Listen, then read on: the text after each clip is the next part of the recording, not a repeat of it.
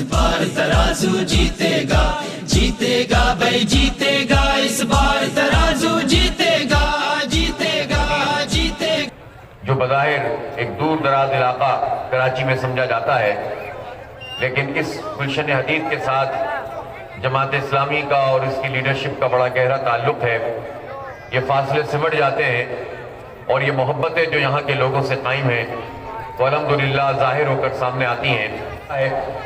میرے بھائیوں اور دوستوں اور میری عزت ماؤں بہنوں، اس وقت شہر کراچی ایک ایسے موڑ پر ہے کہ جس میں یا تو تعمیر و ترقی کا سفر شروع ہوگا یا پھر وہی بربادی ہوگی، وہی گندگی کے ڈھیر ہوں گے، وہی ٹوٹی سڑکیں ہوں گی، وہی ٹرانسپورٹ کی عدم فراہمی ہوگی، اور اسی طرح ہمارے بچے مستقبل سے مایوس اور نا امید ہوں گے۔ بظاہر یہ بلدیاتی انتخاب ہے اور لوگوں کو یہ بتایا جاتا ہے کہ بلدیاتی انتخاب سے کچھ نہیں ہوتا، اس لیے کہ لوگ یہ کہتے ہیں کہ قومی انتخاب سے بھی کچھ نہیں ہوتا۔ لوگ بڑی امیدوں کے ساتھ پارٹیوں کو ووٹ ڈالتے ہیں، بڑی امیدوں کے ان سے وابستہ کرتے ہیں، کبھی تعصب کے نعرے لگتے ہیں، لسانیت کی باتیں ہوتی ہیں، حق دلانے کی بات ہوتی ہے، لیکن 10 سال گزر جاتے ہیں، 20 سال گزر جاتے ہیں، 30 اور 40 سال گزر جاتے ہیں، کچھ بھی لوگوں کو نہیں ملتا، بلکہ نفرتیں پروان چڑھ جاتی ہیں، لوگ دور ہو جاتے ہیں اور کسی بھی قوم کا بھلا نہیں ہوتا۔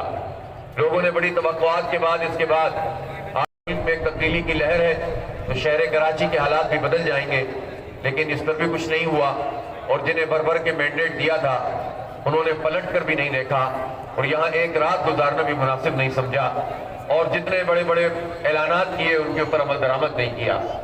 یہ شہر کے لوگ یہ کہتے ہیں کہ ہم یہاں پر بہت سارے لوگوں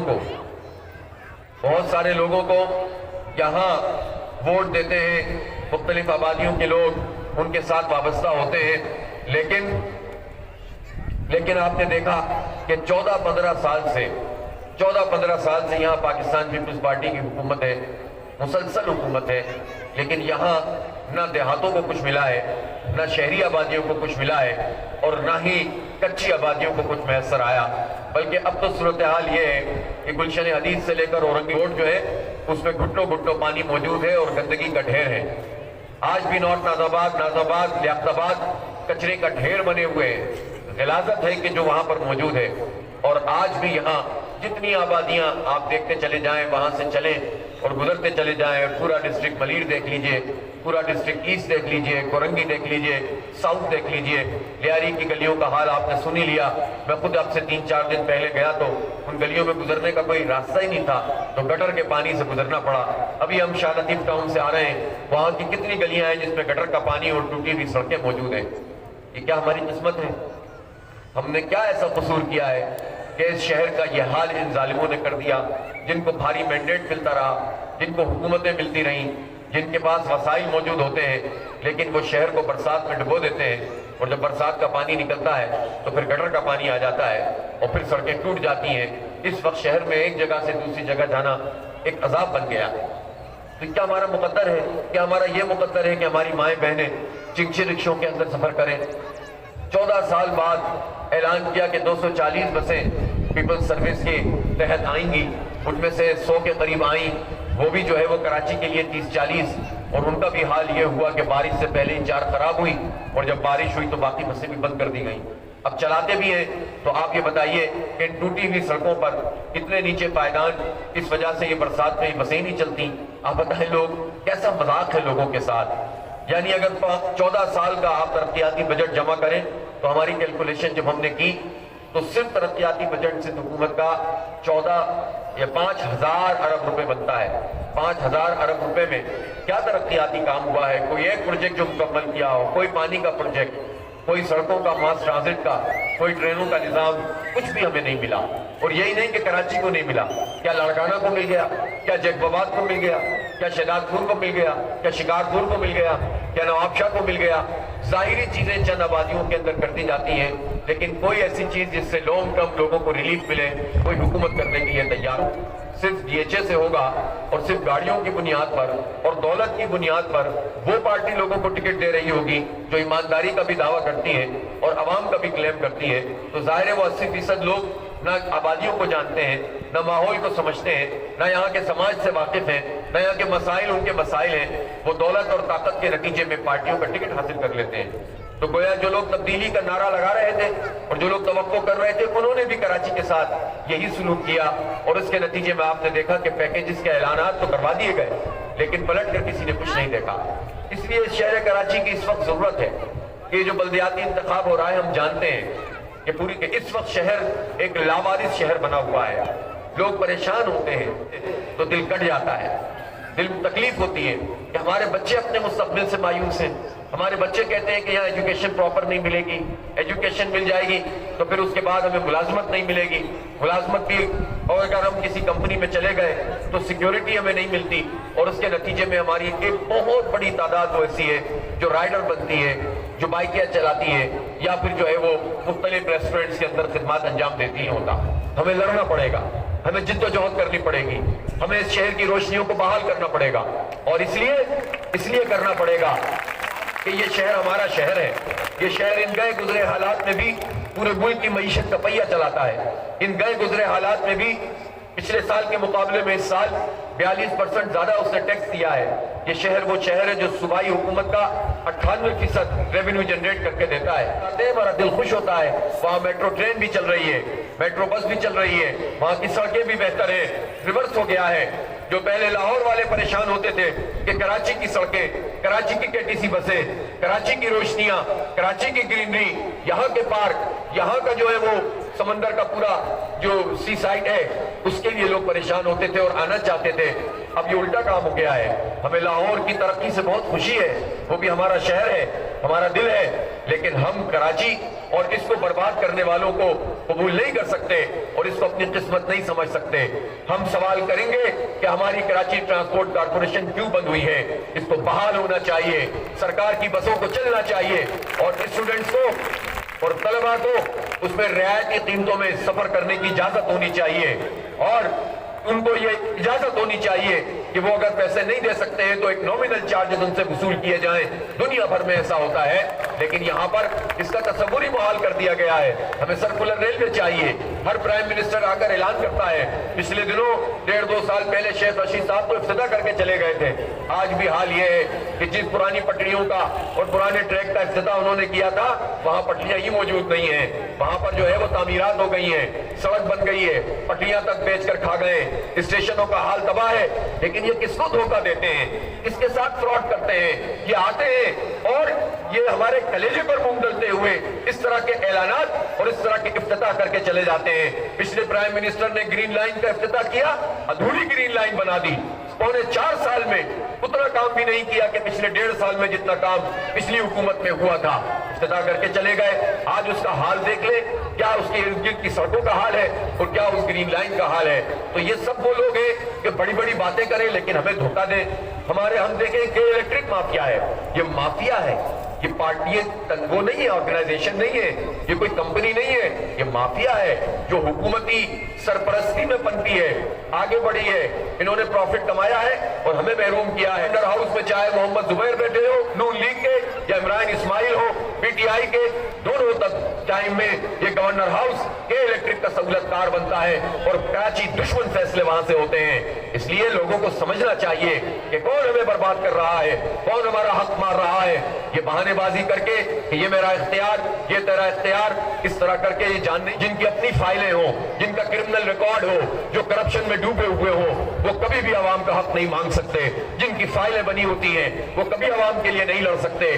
اس لیے ان تمام جماعتوں سے اگرچہ کسی کی وابستگی ہو، وابستگی رکھنا کوئی بری بات نہیں ہے۔ لوگ اپنے اپنے طور پر اپنے لیڈرز کو پسند کرتے ہیں، اپنی پارٹیوں کے ساتھ چلتے ہیں، لیکن میں لوگوں سے کہنا چاہتا ہوں کہ یہ جو بلدیاتی الیکشن ہونے جا رہا ہے، یہ ڈیسائیڈ کرے گا کہ یا تو کراچی کو اسی طرح سے برباد رہنا ہے یا تعمیر و ترقی کا سفر شروع ہونا ہے، یا ہمارے بچے اسی طرح سے اپنے ملک سے اور اپنے شہر سے مایوس ہو، یا پھر ان کے اندر امید پیدا ہو، یا اسی طرح سے ہم چنچیوں میں دھکے کھاتے رہیں، یا پھر ہمیں state of the art transport کا نظام ملنا ہے۔ فیصلہ 28 تاریخ کو ہوگا۔ اس لیے یہ عام بلدیاتی انتخاب نہیں ہے۔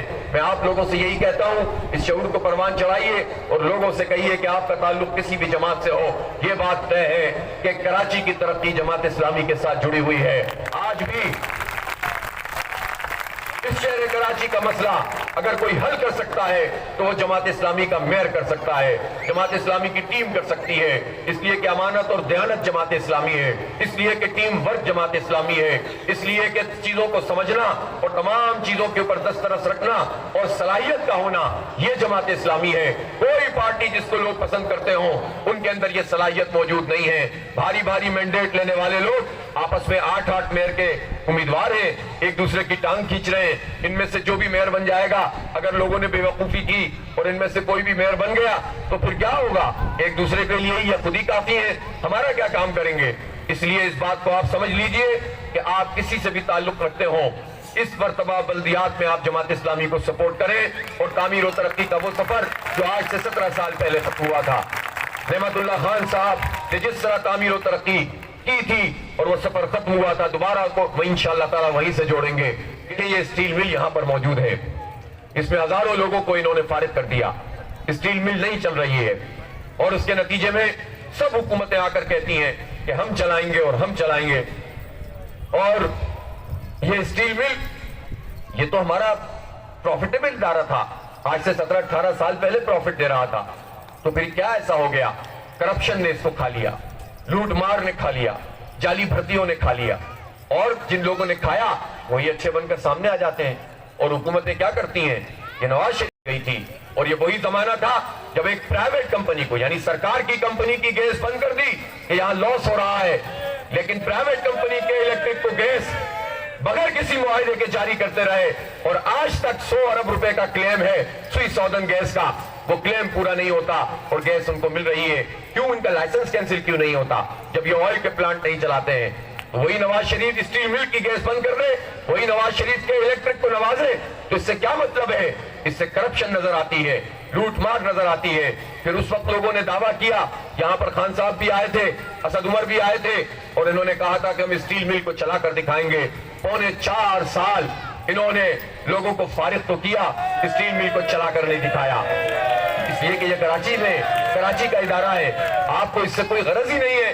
باتیں بڑی بڑی کرتے ہو, لیکن جب کام کا موقع آتا ہے تو آپ بھی پرانے جیسے ثابت ہوتے ہو, تو کیوں لوگ تمہیں سپورٹ کریں گے؟ کیوں کراچی کی کنجی تمہارے ہاتھ میں دیں گے؟ اس لیے میں کہتا ہوں آج بھی یہ اسٹیل مل وہ اسٹیل مل ہے کہ جو چل سکتی ہے, آگے بڑھ سکتی ہے. ول چاہیے اور گڈ گورننس چاہیے. ہر چیز کا علاج یہ نہیں ہوتا کہ کمپنیوں کو بیچ دیں. تو میں تو پوچھنا چاہتا ہوں کہ اتنے سال میں بیچا کیوں نہیں؟ اس کی کیا وجہ ہے؟ کیوں فروخت نہیں ہو سکی؟ اس کا مطلب یہ ہے کہ کسی بھی چیز کے اہل یہ لوگ نہیں ہیں. ہم سمجھتے ہیں کہ اسٹیل مل کو چلنا چاہیے, لیکن اس شہر کی کوئی آواز ہو, کوئی یہ بات ہو سکے. میئر کے مینڈیٹ میں اسٹیل مل نہیں آتی, لیکن اگر کراچی شہر کا میئر جماعت اسلامی کا ہوگا تو وہ اسٹیل مل کا مقدمہ بھی لڑے گا انشاءاللہ تعالیٰ, اور اس کی آواز کو کوئی نظر انداز نہیں کر سکے گا. جو چاہتے ہیں کر دیتے ہیں. اس وقت سیلز ٹیکس کے نام پر ایک بھتہ وصول کیا جا رہا ہے. تاجر ٹیکس دینے سے نہیں گھبراتے ہیں, بلکہ سب نے تاجروں کی تنظیموں نے کہا کہ آپ فکس ٹیکس کا نظام بنائیں. لیکن یہ کیسا نظام ہے کہ جس میں آپ بالکل اس طرح سے بجلی کے بلوں میں پیسے لگا کر دے دیں کہ آپ کو کوئی پتہ ہی نہ ہو. کسی کا کاروبار اگر 1 لاکھ روپے کا ہے تو بھی, کسی کا 50,000 روپے کا ہے تو بھی, کسی کا 10,000 روپے کا ہے تو بھی. تو یہ کس طرح سے ظالمانہ طریقے سے آپ یہ ٹیکس لگاتے ہیں؟ اور کہ الیکٹرک مافیا یہاں بھی ان کو میسر آ گئی ہے. لہذا تمام تاجروں سے مل کر ہم نے یہ اسٹریٹجی بنائی ہے کہ جب تک اس مسئلے کو ریزالو نہیں کیا جائے گا کہ الیکٹرک کے بل ادا نہیں کیے جائیں گے. اور اگر کہ الیکٹرک والوں نے اضافی چارجز وصول کرنے کی کوشش کی تو پھر انشاءاللہ تعالیٰ اس کی مزاحمت کی جائے گی. پرامن طریقے سے اور جمہوری طریقے سے مزاحمت ہوگی. نہ ہم بجلی کا بل دینے سے منع کرتے ہیں, نہ ٹیکس دینے سے منع کرتے ہیں, لیکن ہم کہتے ہیں کہ ٹیکس لو, بھتہ نہیں لو. اور کسی بجلی کے بل میں آپ اس طرح سے ڈال کر لوگوں کو تنگ نہیں کر سکتے ہیں. اس کا الگ نظام FBR بنائے, اور FBR کے جو کروڑوں اربوں روپے کا بجٹ ہے وہ کس لیے ہے؟ اگر بجلی کے بلوں سے ہی سارے کام کرنے ہیں. اس لیے جماعت اسلامی ان تمام ایشوز پر آواز بھی اٹھا رہی ہے, اور جماعت اسلامی اس بات کا اعلان کر رہی ہے کہ انشاءاللہ ہم اپنے نوجوانوں کو امید سے ہمکنار کریں گے. جماعت اسلامی کا میئر کا اختیار ہوگا یا نہیں ہوگا, اس شہر میں IT کی یونیورسٹی بنائیں گے انشاءاللہ تعالیٰ. اپنے بچوں کو ہم پڑھائیں گے, ان کا مستقبل روشن کریں گے انشاءاللہ. ہم تو پہلے ہی بنو قابل کے نام سے ہزاروں بچوں کی آگے بڑھیں. 28 تاریخ تک گھر گھر پہنچیں, در در پہنچیں اور لوگوں سے کہیں کہ کراچی کا مستقبل ترازو سے وابستہ ہے. آپ کسی بھی جماعت سے تعلق رکھتے ہیں, کراچی میں جماعت اسلامی کا میئر لائیں, اس کے لیے یہاں چیئرمین وائس چیئرمین کو ترازو نشان پر ووٹ ڈالیں, کونسلرز کو ووٹ ڈالیں, اس کے نتیجے میں انشاءاللہ شہر کا نقشہ بدل جائے گا. آپ لوگوں کا